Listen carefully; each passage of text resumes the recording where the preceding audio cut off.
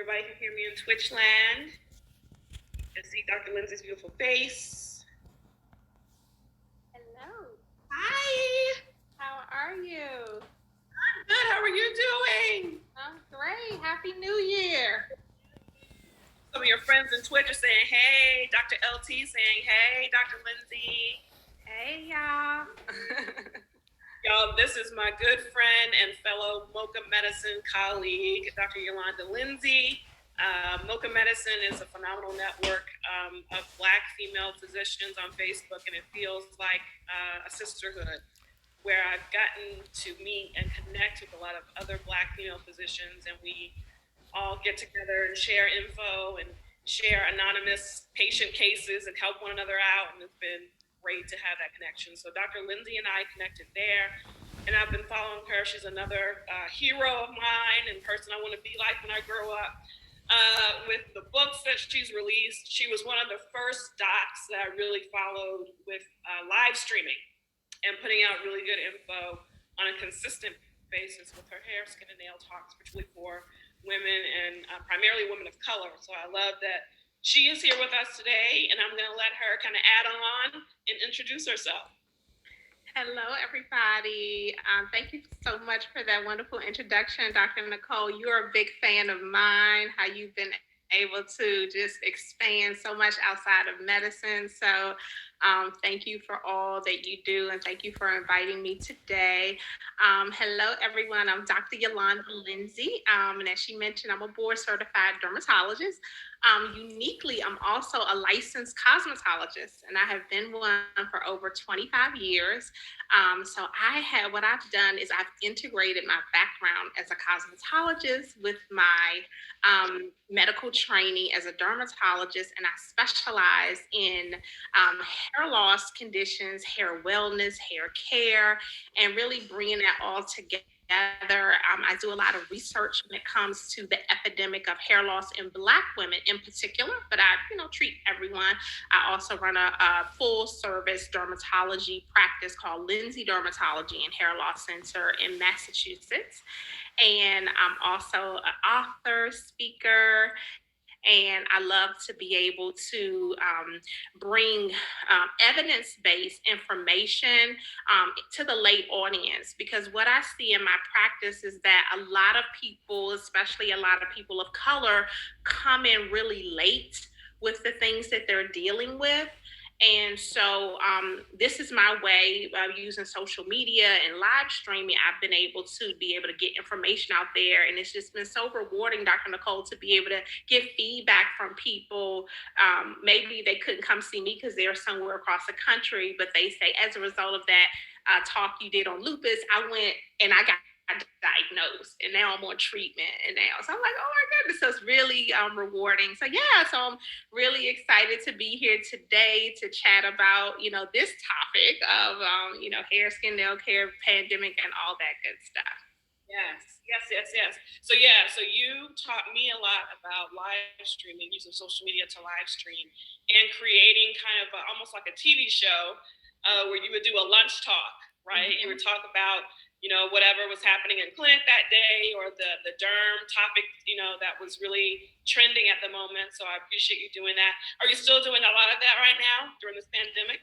Some, with the requirements in the office and different things like that, I haven't had time to do that. Now I'm kind of shifting, doing some more Instagram lives, and now I'm getting active on Clubhouse, and so we're doing one of those later on today. So really trying to figure out where my audience is, and pivoting to where the need is. So that's kind of what I'm doing now. Excellent.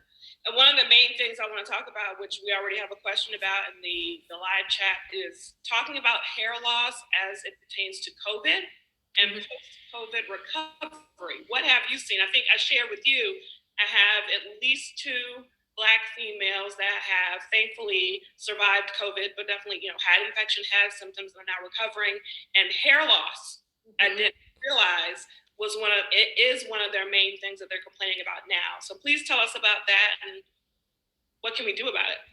Sure. So the first cases were reported back during the summer, and there's a study that was put out called the long haulers study of people who had COVID, and about 68% of those individuals who had COVID reported some hair loss as a result. And then I started seeing people in my office complaining of the same thing. So what it is basically it's not just COVID, but anytime we go through a stressful situation on our bodies, our hairs can go through an excessive shedding phase. So this condition is called telogen effluvium. And so we can see TE after having a baby. So that's what postpartum hair shedding is. Yeah, when you can lose it in the temples kind of diffusely. We can see it after having major surgery.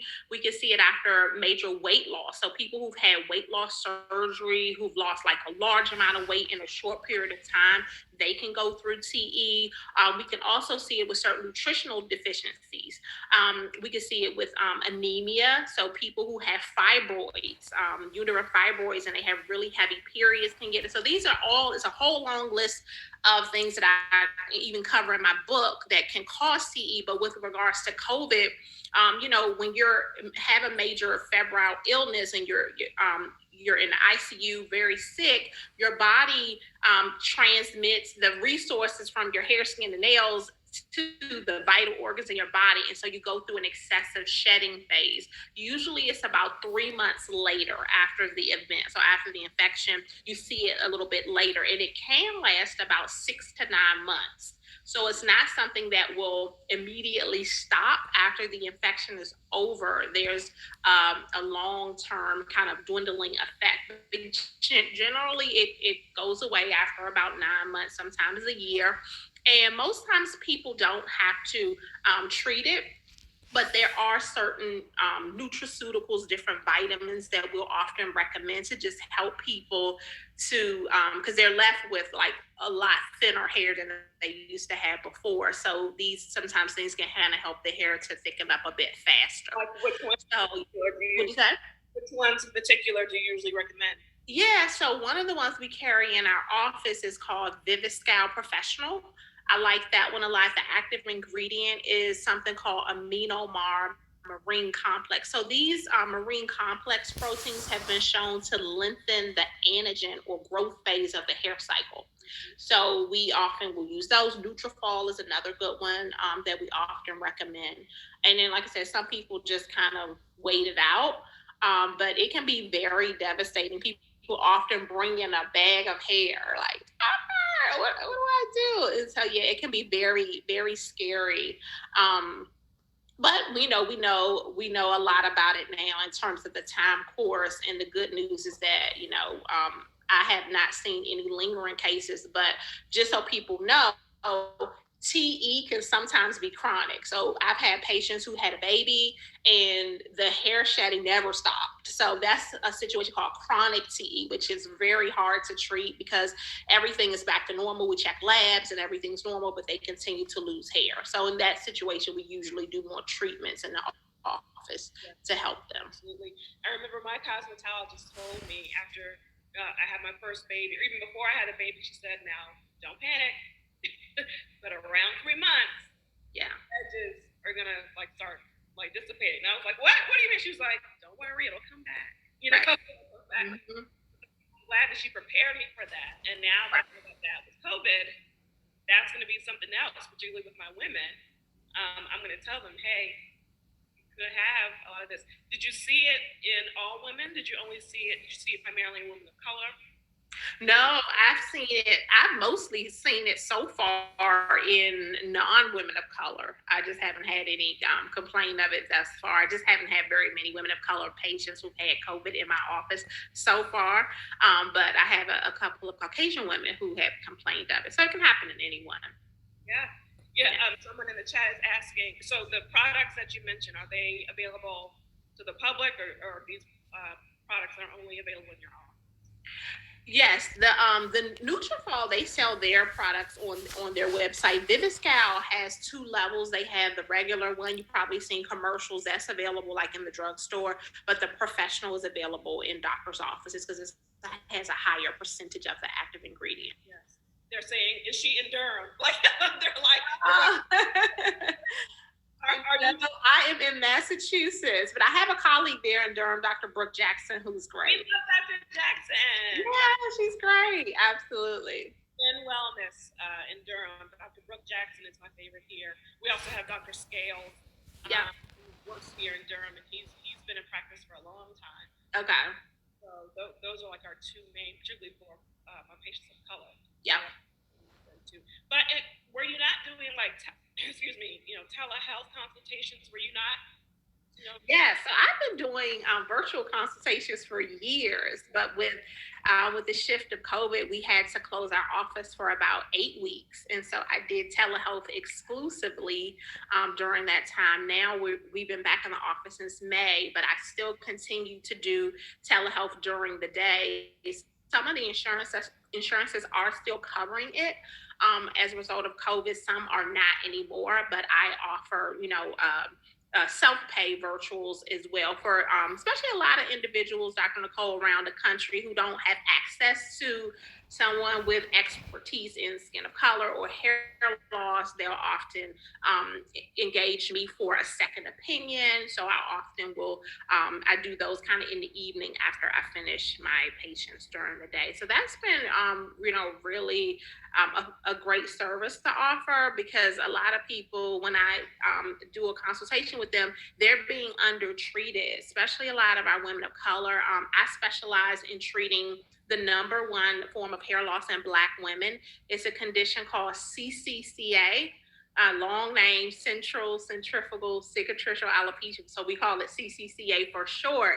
But this condition is epidemic in Black women. And my mother actually was diagnosed with this condition back in the 80s. And she was just given a topical medication and was told really nothing could be done. And so many women were also told that, and it can leave devastating forms of devastating hair loss. Make it start off small and over time get bigger and bigger and bigger. And some patients have 75% scarred scalp, meaning smooth, no follicles. When I look at it with my microscope, there's no openings at all. And so I'm really passionate about this because I want to prevent that from happening, because once you get the scarring, you can't bring those follicles back. And so through my virtual work, what'd you say? Traction? Is it hormone related? No, it's a form of inflammatory scarring alopecia. So research is still being done as to what causes that, but we know it's multifactorial. Recently, it was discovered that a genetic mutation happens in about 25% of people. It's a mutation in one of the genes that's responsible for the formation of the hair follicle. But that's not in everyone. But most of the data have shown a history of certain hair care practices that produce traction on the follicles, so like braids, weaves, locks, and we're talking chronic use of these styles. Even there's been some controversy. A lot of the studies have not found a correlation. Some small case series have found a correlation. So generally, for patients who are dealing with this, I recommend very gentle hair care practices, since we don't fully know all the things that cause it. So, but you have to treat it aggressively. It's a very, when we look at it under the microscope, there's like lymphocytes and inflammatory cells there, and then that's what leads to the permanent scarring. So if we can get the inflammation under control, we can prevent the scarring. And so what I've really been trying to educate a lot of my dermatology colleagues who don't specialize in hair loss is that you really have to treat these cases aggressively. A lot of times just creams don't do it. I mean, you have to get down into the follicle, which is where the inflammation lies. So I'm often doing oral medications, antibiotics, various different things, injections. So it's a serious, situation. And so I've just seen so many people undertreated. And we see that a lot when it comes to people of color, right? A lot of times we're not offered all of the best treatments, and it could be not wanting disregard, it could be, but it could be just lack of knowledge. And so that's why I'm really passionate about increasing the numbers of diversity in our field, because we are one of the least diverse fields in medicine. There are only 3% of the country's dermatologists are African American. And we make up a much larger percentage of the country. So there's many communities where there's no one that is a person of color in dermatology. And so, not that you have to have a person of color treat you. Everyone should be, you know, knowledgeable to do that. But what we have found is that many individuals haven't devoted their careers to this. Those of us who are persons of color have put out most of the papers and the research in this, probably because we know people who are affected by it, and we really, really care about it. So yeah, it's a long story to say that I recommend that people, if you're having hair loss, especially in the top, and it's not, getting stabilized, seek out the help that you need. Many times people are like, oh, well, that's not covered by my insurance. I always say, getting your hair done is not covered by your insurance. Going and get a facial, none of that stuff is covered by your insurance. So just get the help that you need, so that you don't look up 10 years later and you're like, I have scarring, that I can't get back. So yeah, that's one of the big things that a lot of people don't really understand, that time is time sensitive. Yeah. So I'm hearing two huge things from you. Number one, if you are in the medical field or you're wanting to go to medical school and you are a person of color, consider dermatology. Yes. And again, of course, I'm an advocate of primary care, being a family doctor, family physician.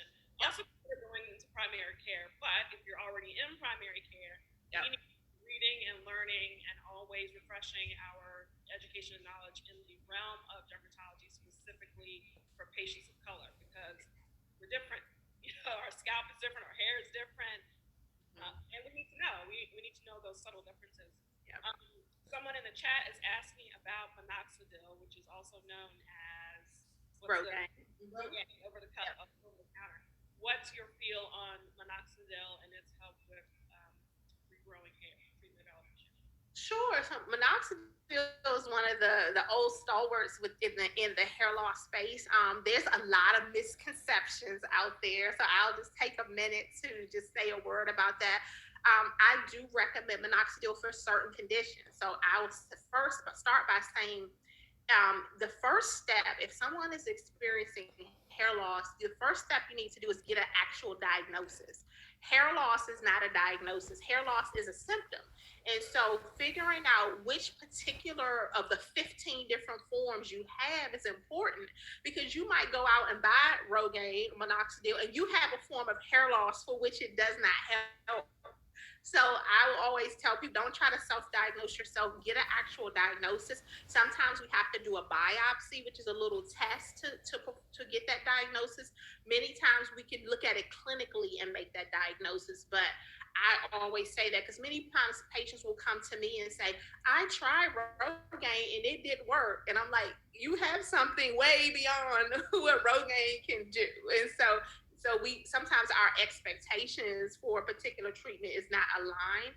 And so, but yeah, Rogaine is a great medication for androgenetic alopecia, or female pattern thinning. So that's a non-scarring form of hair loss, in contrast to the condition that I just mentioned, which is scarring. So there's two major categories: non-scarring and scarring. So for the non-scarring forms of hair loss, Rogaine can work really well. And I often compound it in even higher strengths than what you can get over the counter. And so these are the things that working with an expert in the area can get you, because I have thousands of patients with these conditions. So through my 12 years of practice, I have tweaked and see like what's the limits of what I can push safely.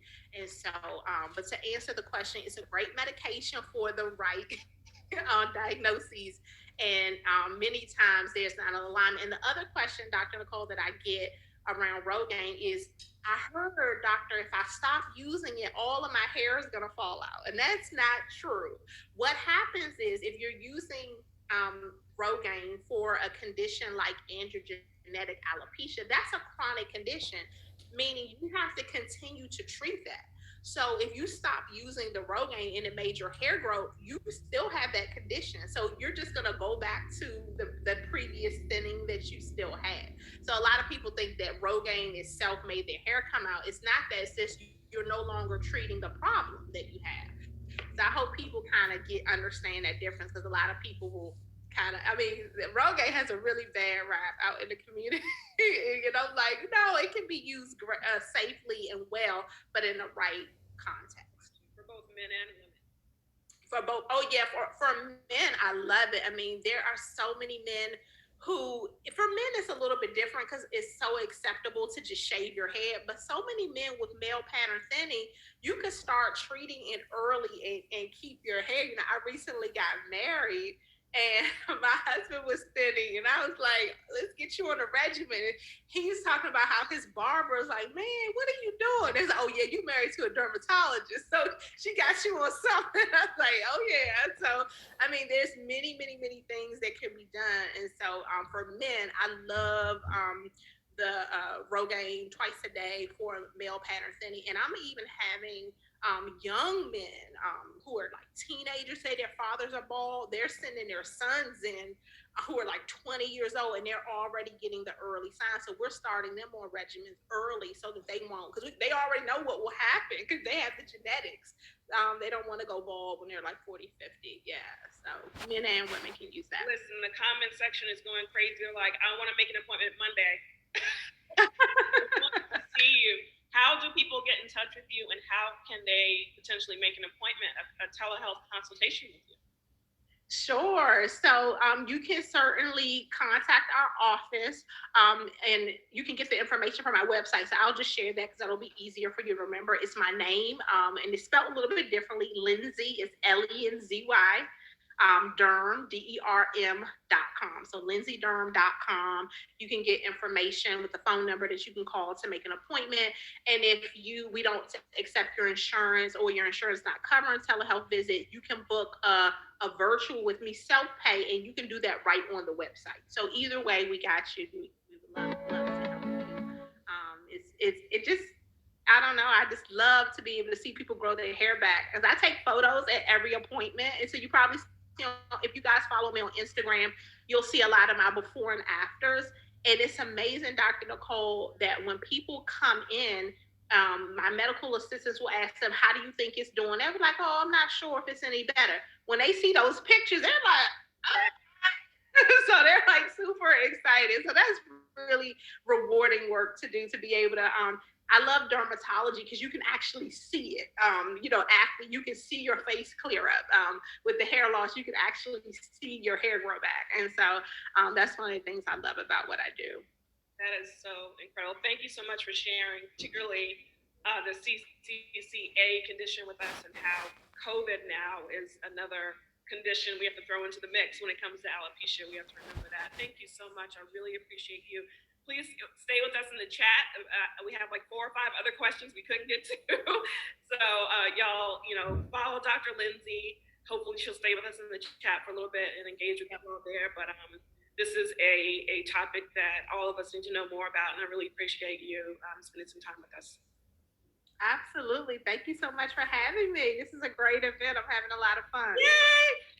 We're going to take a quick potty break. I already see Miss Kayla Walker in the waiting room. So we're going to take a quick break, refresh your beverage, go take a quick potty break, and then we'll be right back. Thank you, Dr. Lenzy.